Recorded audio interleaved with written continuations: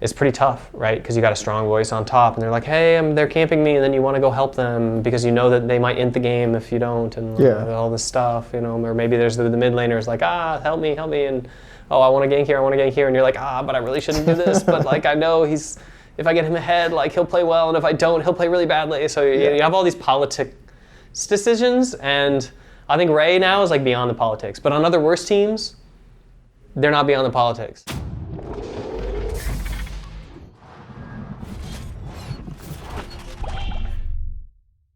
This is Zento from Esports Heaven, and I have here with me the head coach of CLG, Weldon. Hey, thanks for interviewing me. No problem. So I wanted to talk about your team in general because coming off of this Echo Fox win, while it's not the most impressive team to beat, it is still impressive in how you guys just straight up dominated them, but also kind of showed that you have more cards in your playbook than people might have assumed first off, and that top was snowballed quite heavily. But what has, I guess, led to this style of CLG in that it seems like you guys can play through mid, through top, through bot? Like, is this something that you have decided to focus on a lot throughout this season, or? So I think which lane you play through is largely meta dependent. There's like clearly a best lane to play through in some metas, and in this case there is one in this meta. And the teams that are not doing that, they're basically saying one of two things: either you're a bad team so you can't win playing through that lane, so we can do whatever we want, like play through a different lane, or like we can't actually compete with you in that playing through that lane, so therefore we'll like try a riskier strategy, right? Which is fine because most games are still 50-50, and if you snowball well, then you can like take some advantages. But I think for us, we just have a firm belief in our understanding of the meta, and then when we have the draft that we had and we were able to like pick a carry top counter pick, we obviously I don't think that we really played through top like super hard. I think we went top on one timing, and then maybe there was one more timing, and that was it. Mm-hmm. So I don't think that's like, I think we normally have timings every single game. I think the big difference here is that a lot of our opponents like to hypercamp top and like throw away all the dragons, and so it just looks really bad for our top laner Ruin, because we don't go and necessarily defend him. We just say, wow, they're giving us all this free stuff on the other side, so they're bad, right? So I think that for us, like that's the philosophy we take towards it, right? And luckily we have this really laid back top laner, Ruin, who's just like chill, and he's like, wow, if they're this bad, they would have died me 4 times and lose the game. I guess I'm just gonna have bad stats, But he doesn't really care because he knows that his team believes in him. He knows that he can hang with the best in terms of laning and playmaking.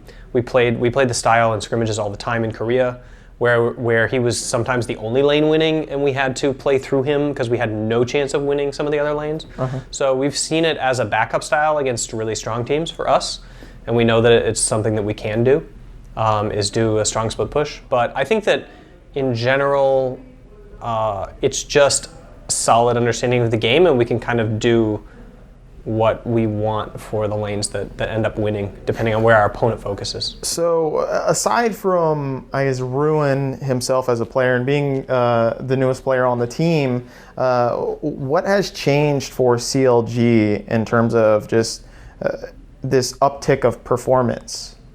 Yeah, so I think there's 4 things that happened. One was we did this Korean boot camp, which MSG kind of like put a lot on the line to help us do, because a lot of teams, they go to boot camp in Korea when they're winning and to prepare for the season to win more. So it's really risky to send like a losing team there and try to help them not lose, right? Because it's a big investment of money and resources. Uh-huh. So we had this Korean boot camp, which paid huge dividends. We came into the split really strong.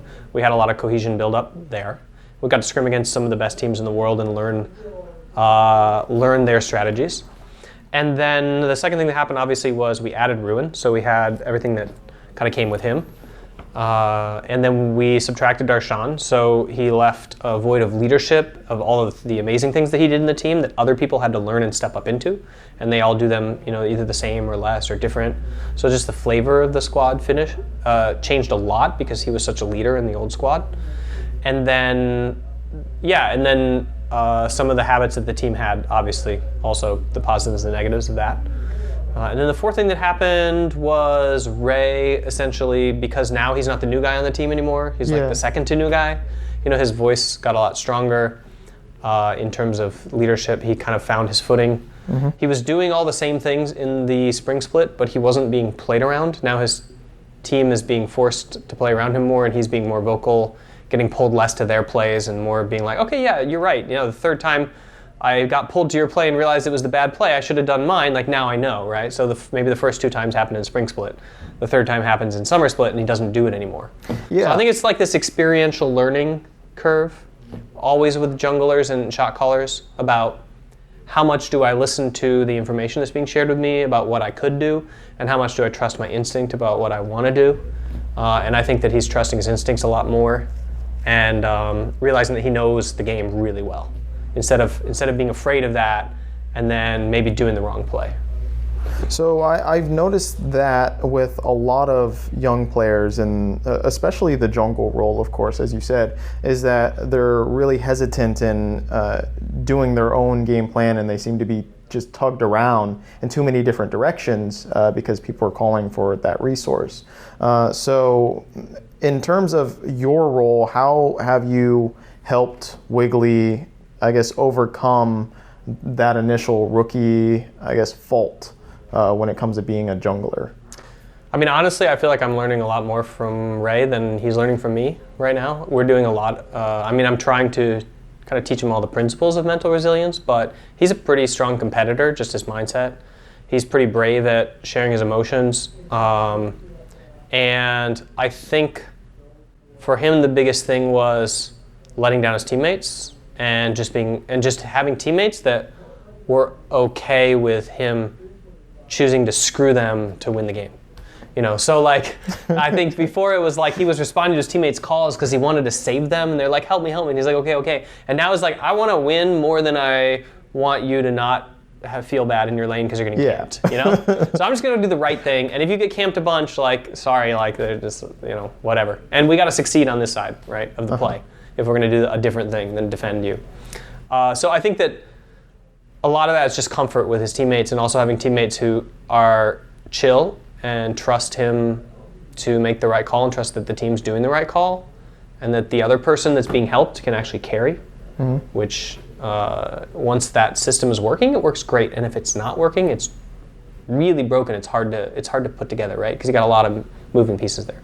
So I think teams that don't have all those moving pieces, usually it's pretty tough, right? Because you got a strong voice on top, and they're like, hey, they're camping me, and then you want to go help them because you know that they might end the game if you don't, and all this stuff, or maybe there's the mid laners like, help me, and I want to gank here, and you're like, but I really shouldn't do this, but like I know if I get him ahead, like he'll play well, and if I don't, he'll play really badly. So you have all these politics decisions, and I think Ray now is like beyond the politics. But on other worse teams, they're not beyond the politics of like where the jungler goes and where the wild card plays. So that's a hard one. So I want to touch on, I guess, that aspect too of communication, because I remember watching a CLG episode, and you guys were talking about actual, it seemed like calm statistics, and that you were tracking the amount of calms from each particular player,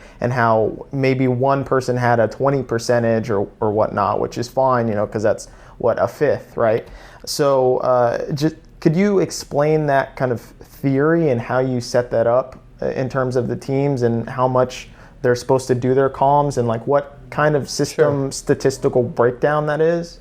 So this is something that I'm really interested in, because I think it'll be the next kind of insights that we can garner into the game is we have this moment after the game where we can teach the game and analyze it. And in that learning moment, you want to be able to have all the tools available to find things in the game that you can improve on, like while it's being scrimmaged.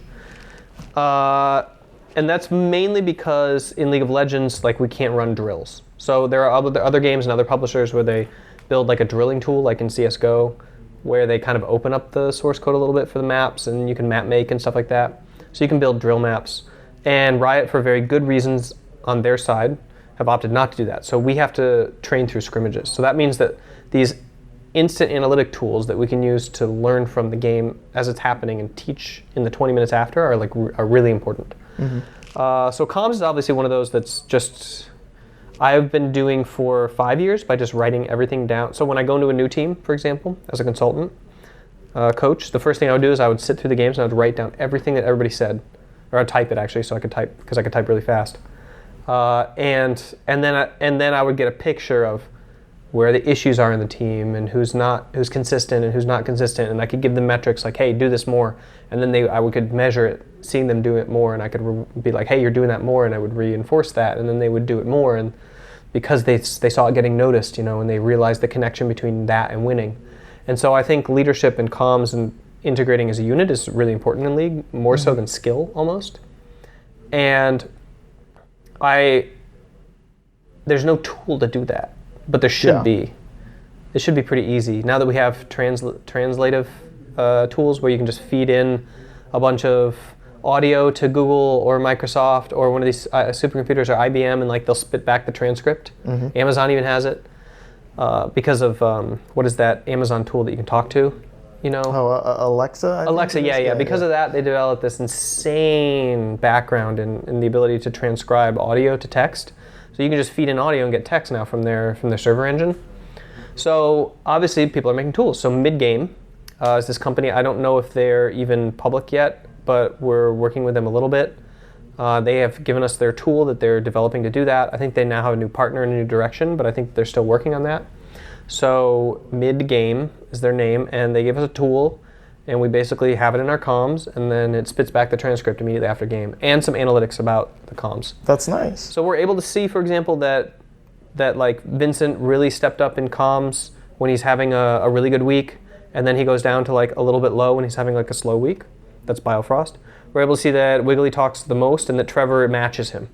So Wiggly, basically, even though he talks almost exclusively in the early game, it's really clear that all of the shot calling that Trevor's doing, that Stixay's doing in the mid and late game is balancing that out, right? So there's really clear parity of importance for their shot calling. So we were able to see that pretty naturally. We were also able to see that the number of crosstalks, so who interrupts who when. So we could see that Wiggly is the most interrupted player on our team by a long shot, by double or triple anybody else, and that Tristan gets interrupted the least. And of course that Ruin is the quietest. That Power of Evil gets interrupted the least, and that Ruin is the quietest. So yeah. Okay. So yeah, we learn those basic things. It's fun. It's just post analytics, right? So it doesn't really inform us much. Yeah. But it's the development of a tool that's important. And once we have these, we can start looking at how to make it more local, how to make it usable in the next 10 minutes, and how to make it something that's actually impactful for our learning in the game, rather than just diagnosing problems, which is where it's at right now. Okay, that sounds like a pretty cool system. So now I want to go more towards your side and I guess your specialty, which is the psychological aspect of the team, and that you preach mindfulness a lot. But me particularly, I don't really know as a more hard definition of what mindfulness training actually is. So could you break that down a little bit for me? Yeah, so I think there's two separate ways to look at it. So the first would just be poise. Poise is the ability to do what you want to do instead of what you feel like doing. So that's the really basics of it. So the example I always give for poise is I want to try hard, but I'm tilted. Or I want to try hard in this game, but I'm pissed at my teammate. Or I want a shot call, but I'm tired and annoyed. So we would just want to change that to an and. I want a shot call and I'm tired. I want a shot call, I want to win this game and I'm frustrated. I want to win, right? So you can just do these behaviors. It's really quite simple. We have control over our behavior. We don't really have control over our emotions or emotional state. But you can choose always to do a certain behavior. It just becomes the difficulty level increases as your emotions become dysregulated. Yeah. So at some point, people choose not to do the behavior and they do a coping behavior instead. So a lot of what we do is just learning what the coping behavior is, learning what the correct behavior should be, and then in those tough, rugged moments within sport, exercising the self-control to like do the appropriate behavior, which sounds simple, and it is simple, but it's not easy. It does not sound easy. Maybe it does sound easy, but I promise it's not. Just try it next time you're having an argument with your parents to do like the thing that you know is right, even though you don't feel like doing it, and you'll see that it's not the easiest thing in the world. It's the most difficult thing in the world. That's good advice. And then the second part of mindfulness is basically just present moment focused, like not getting distracted by the past or the future. So not thinking about all the wins that we had leading into this game, not thinking about the implications of it, just going on stage, thinking like, okay, Game 5 World Finals against SKT level of intensity, and being able to bring that. And it prevents you from playing to your opponent's level and tries to get you to be really consistent. So we try to talk about that before every game, but really you have to train that on the daily to get the impact of it on game day. So it's the kind of thing where we're trying to do it during the week when we can find times to do mindfulness before practice. And we try to get people to like work it into their game a little bit. Probably hasn't happened as much on this squad as on previous squads I've been on, simply because we've been dealing with a lot of other issues. And we have a really good coach in Irene, so he focuses a lot on strategy. And then, and then we haven't needed it as much because the team's pretty chill. Okay. So the last thing I want to touch upon is the Weldon effect. Right. So this has been, talked about for quite a while, a couple of years now, of course, because you've been on several teams as, a trainer or a sports psychologist-esque to different teams. And one of the things that I would criticize about you would be that if that is the case, then it seems as though you're working more off of a honeymoon phase, and that a lot of your power is attributed to a honeymoon effect. But clearly that's not the case with CLG since you've been with them this entire time. So just, I guess, walk me through, how different this has been because you don't actually have a honeymoon phase or an effect to rely on in CLG. Has that ever crossed your mind as you've been coaching? Yeah, I think it's just attribution bias or whatever it's called, because the reason the Weldon effect is seen as a short-term thing is because I'd never been with any team long-term because nobody was willing to hire me, essentially. So they were more willing to contract me because it's cheaper to hire me as a contractor than to hire me as an employee. Eventually, eSport got to the point where they could hire me full-time, so they did. But the effect is from just, I feel like me being slightly better at my job in the past than my competitors, and now that's not the case so much. So like the impact that you're seeing on CLG is mainly driven from Irene and his strategic insight of the game, from Wiggly being like an astoundingly good strategic mind and really learning everything that Irene has to teach, learning everything that Korea taught him from the boot camp, and the composition of guys that we've selected for the team that are really put together. So I don't think this has much to do with me or my skill set or the system that I use. But I hope that any consistency that we have over the long term is at least partly because we take a mindfulness-based approach to our self-development. That's what I hope. So yeah, I think in the past it was mainly due because I would come in with like an actual sports competitive system, and I would contradict a lot of the old wives' tales that they had about how it is to think and how it is to prepare for competition, and then they would learn those skills, and then it was all about consistency after that in the long term. So I think that in this case, in the previous cases, you were seeing the Weldon effect simply because I was a better sports coach. And in this case, I think that other teams and other coaches are now at a level where a lot of the stuff that I was doing back then is normal now across most teams. Okay. If you look at Origin, they're doing all the same stuff. True. Right? They're doing morning meetings to make sure that teams kick off well and have goals in their head every single day. They're doing good eating, and they're doing mindfulness, and they're doing weekly unpack the backpack sessions, with a therapist of some sort, or just like a coach, and they're doing physical fitness mixture, and they're talking about their pursuit of athleticism within League of Legends, like as a heroic journey and like something that they can try hard and feel good about doing, like as an athlete would instead of just as a gamer would. And I think that most teams are doing that now, and most coaches are a lot better than they were like 6 years ago. So do you think, I guess, with what you've built in CLG and setting up all these systems and everything, and at the beginning when you were hired on as a coach and a replacement to a great coach of Zix, right?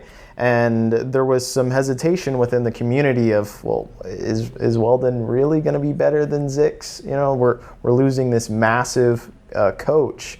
So do you think you've kind of put the haters to rest in terms of your ability to lead as a head coach? I mean, I guess that's up to the haters. I don't really concern myself with it. Like, I think Tony was a great coach, and I think that he's going to be doing fine at whatever next step he takes. I think that a lot of times it takes movement in careers to like build and grow. I've certainly grown through a lot of my transitions from job to job, like a lot more than just staying in one place. So I'm really excited by like seeing Huhi reborn and Darshan reborn and Tony reborn, because they have opportunities to learn a lot about themselves in this process, just like I did. I think that players staying on one team too long is often, or coaches, can often be stagnating. Depending on the mindset of the organization and the team and the people, of course. But yeah, I would just say like I've never really concerned myself with that. There's the Steve Martin quote, I think, be so good they can't ignore you. So I think that criticism is pretty irrelevant because I know what I'm good at and I know what I'm bad at, and I know what is thanks to me and I know what is thanks to other people, and I try to attribute as much praise as possible to where it belongs, and then I just plan on being as good as I can be, which is exactly what I can do, and that's it. And the accolades will come or they won't. And I think a lot of times I'm mainly working for the players. My goal is that the players finish a season, look back, and have minimal amounts of regret of when they could have let themselves down by like not trying harder or doing the right thing. And I want to minimize their opportunity to look back in 10 years and regret choices that they made. And that is my metric of success. So if that happens, great. And if it doesn't, then I've not done my job. And that's what I would regret. So yeah. I don't really know what's going on in the fandom, but they can just wait and see and be results based, and that's fine. Okay. Well, I think that's a good idea to have no regrets. Well, thank you for your time. This has been Azento from Esports Heaven and Weldon from CLG. Thank you. Now you may be wondering why I got you here. I'm about the fat stack show, so let's be clear. Subscribers were everything around me. Smash that shit like a fake and all old getting rowdy. Stylish discussion, no room for discussion. But for me, it's nothing. Better put this on your checklist. Rhymes be $2.95 a minute, cause boy, they leave you breathless. Woo!